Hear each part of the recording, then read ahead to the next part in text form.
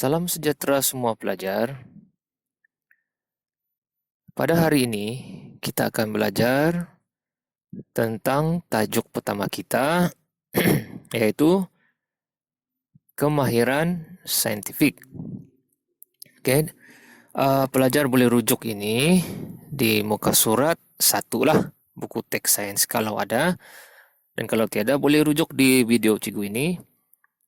Oke, tentang kemahiran saintifik inilah. Baik, jadi muka surat 1 ini, tentang tajuk ini, dia memberitahu kita tentang satu pertandingan oleh dua kumpulan murid tahun 4. Okey, pertandingan membina model jambatan. Jadi, semasa membina model jambatan ni, mereka menggunakan kemahiran proses sains sepanjang pertandingan inilah. Jadi sudah siap lah ni. Jadi ini hasilnya. Jadi dia bahagikan kepada model A dan model B lah. Jadi model A ni, dia cakap, mengambil masa lebih lama untuk runtuh. Okey. Adalah lebih kuat, dia cakap. Jadi beban diletakkan pada setiap jambatan adalah samalah. Okey, kemudian dia bilang, bila dia letak beban, dapati yang model A ni dia runtuh, model B ni dia tidak runtuh. Dia bilang, model kita hampir runtuh, tapi mengapa ya? Nampaknya kita perlu perbaiki reka bentuk model ni. Okey, dalam cerita ini, perbualan mereka ni, pembinaan ini, sebenarnya dia mau bagi tahu kita, kesemua model itu dibuat berdasarkan kemahiran proses sains lah yang telah mereka pelajari. Jadi persoalannya di sini ialah, apa itu kemahiran proses sains? Itu yang sebenarnya dia mau bagi tahu lah. Jadi bagaimana kamu boleh membantu kumpulan A untuk menjadi juara? Jadi ini cuma soalan kemahiran berfikir sajalah ni untuk kamu jawab ni ya. Baik, sebenarnya cikgu boleh jawab, cikgu boleh tolong kamu jawab lah. Sebenarnya model B ni lebih kuat dia punya reka bentuk ni berbanding yang A ni lah. Kamu tengok Yang A ni dia cuma ada satu tiang di sini, 4 tiang. Lepas tu tiada yang menyokong tiang itu. Kalau yang ini B ni dia ada menyokong tiang. Jadi apa cara dia ialah untuk dia menjadi juara, dia perlu menghasilkan sokongan yang lebih banyak daripada tiang model B ni. Mungkin dia letak lagi sini 1, tambah lagi 4 tiang di sini. Ya, ini ada sudah ada menyokongnya kan, tambah lagi. Okey, supaya dia lebih kuat. Itu saja jawapan cikgu lah.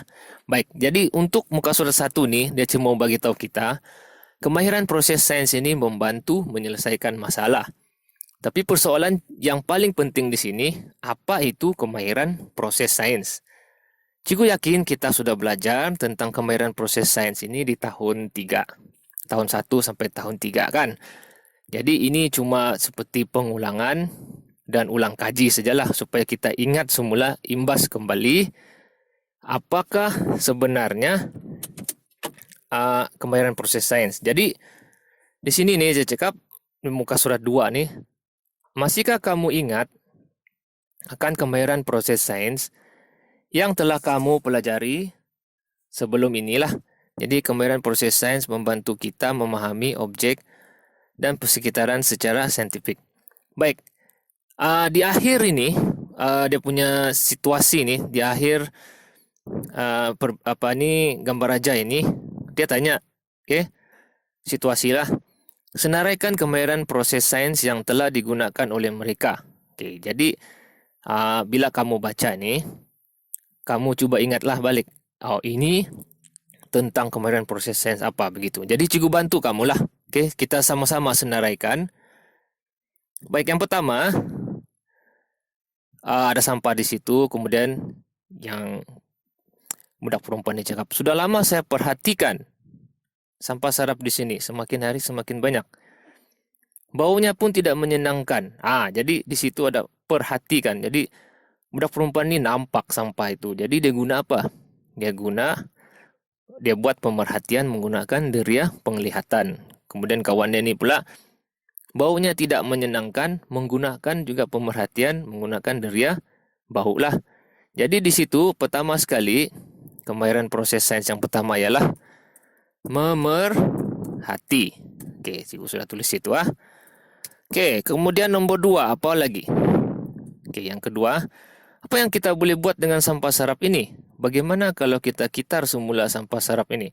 Bagus cadangan itu, tapi kita kena asingkan sampah sarap ini dahulu mengikut jenisnya. Sepatutnya bahan buangan yang kita buang, sampah yang kita buang tuh kita kena asingkan lah. Jadi asingkan itu maksudnya ada kemahiran proses sains di situ. Apa? Oke, tengok ah. Oke. Saya kumpulkan barang-barang kertas. Oke, dia sama kan. Yang kertas. Saya kumpulkan barang-barang kaca. Saya kumpulkan barang-barang logam seperti tin. Yang di satu pula botol-botol plastik boleh berikan kepada saya. Jadi dia asingkan, dia kumpulkan mengikut kumpulan yang betul lah. Ini plastik, ini logam, ini kaca, ini kertas. Jadi di situ kemahiran proses sains yang terlibat adalah mengelas. Oke. Oke, jadi ada 2 sudah. Kemahiran proses sains yang kita mau belajar lah nih. Oke, yang ketiga. Habis muka surat 2 nih. Kemudian yang muka surat 3 nih. Kita timbang dulu tin aluminium nih sebelum dijual. Oke, dia cakap nih. Kemudian tin aluminium nih kami beli dengan harga RM4 sekilogram. Jadi melibatkan nombor di situ, melibatkan angka, melibatkan alat ukur semua tu. Jadi ini adalah satu lagi kemahiran proses sains, yaitu mengukur dan menggunakan nombor. Oke, 3 sudah. Baik, ada lagi kah? Coba kita tengok lagi ya. Kemahiran proses sains. Saya ramalkan kita akan memperolehi RM8 hasil jualan tin aluminium saja. Dia ramalkan, dia memberi jangkaan, membuat kesimpulan awal. Jadi di situ ada lagi satu kemahiran proses sains, yaitu ramalan. Oke. Wah, banyak pula tuh. Baik, yang seterusnya. Kemudian dorong tanam sudah, yang tidak boleh dijual. Siva, mengapakah kita perlu tanam semua sisa makanan ini? Supaya sisa makanan ini dapat mereput di dalam tanah. Betul alasan kamu, baunya pun akan hilang selepas ditanam. Maksudnya di sini, dia tanya, mengapa?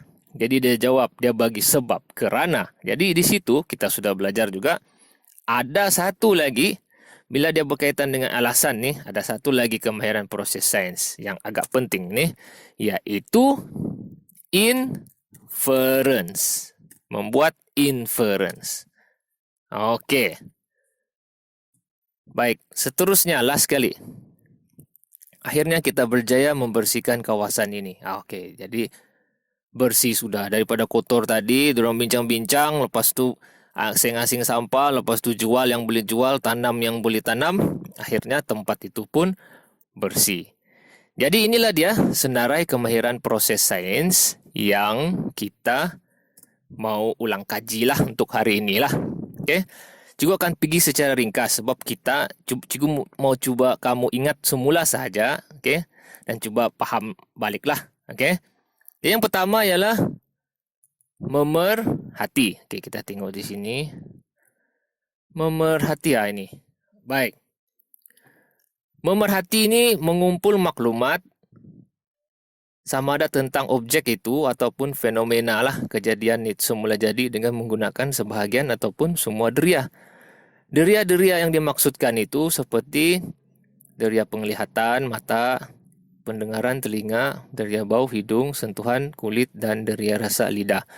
Maksudnya kita kesan apa yang berlaku di situ, kemudian kita boleh buat huraian dan pernyataan. Kita jelaskan. Contohnya beginilah yang senang nih. Oke, ini disiram, ini tidak disiram. Jadi kita lihat dengan mata kita, penglihatan kita, deria kita, penglihatan tuh, kita dapati tumbuhan ini selepas seminggu masih segar, yang ini sudah kekuningan lah. Jadi inilah nih, tumbuhan A masih hidup, tumbuhan B layu. Contoh, itu membuat pemerhatian, memerhatilah. Oke, selesai memerhati. Kedua ialah Mengelas. Mana mengelas? Oke, kita tengok di sini ya. Baik, mengelas ini pula membuat pemerhatian untuk mengasing dan mengumpulkan objek atau fenomena berdasarkan ciri yang sama. Sama macam tadi itu, kita buat pemerhatian yang ini dia asing nih kan. Oke, kemudian kita cari persamaan dan perbezaannya, kemudian kita kumpulkan, kita asingkan yang tidak sama, kita kumpulkan yang sama tuh. Nah, contohnya macam di sini kan, kalau kertas saja, contoh surat kabar kertas, kotak-kotak tu pun kertas, kertas putih kertas, buku latihan kamu kertas. Jadi itu dikumpulkan dalam satu kumpulan yang sama. Jadi kita asing, kemudian kita kumpulkan benda yang sama. Kita asing benda yang tidak sama. Bila kamu boleh buat itu, boleh asingkan dan kumpulkan, kamu sudah ada kemahiran mengelas di situ. Oke?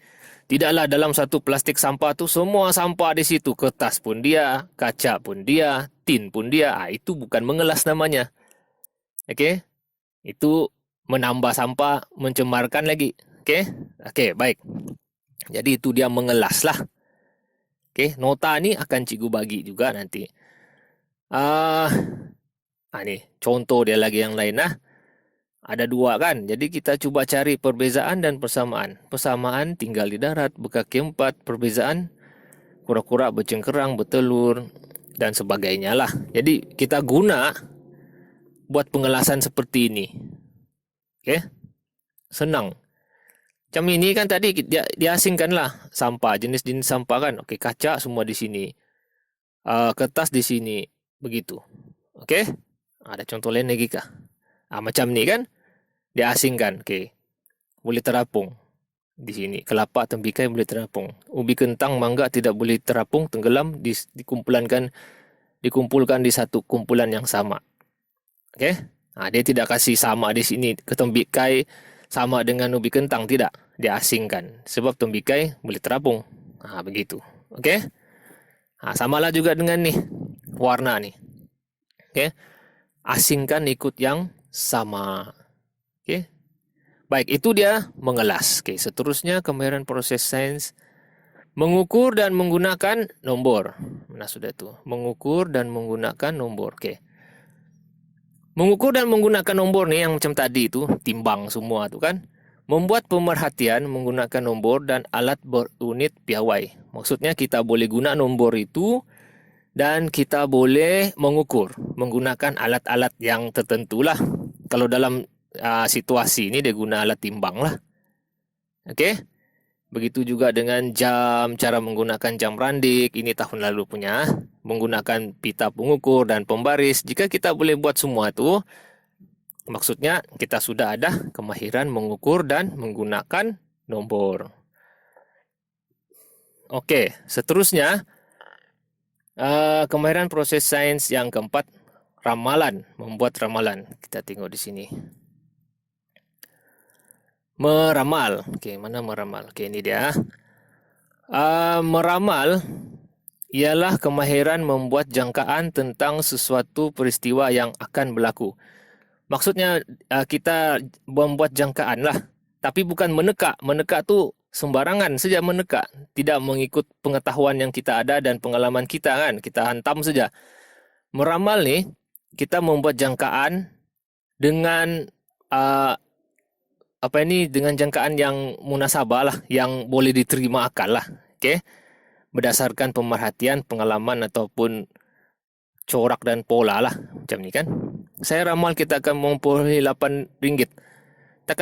Kalau dia letak situ, saya ramalkan kita boleh memperolehi 8 juta hasil jualan tin. Nah, itu tidak masuk akal kan.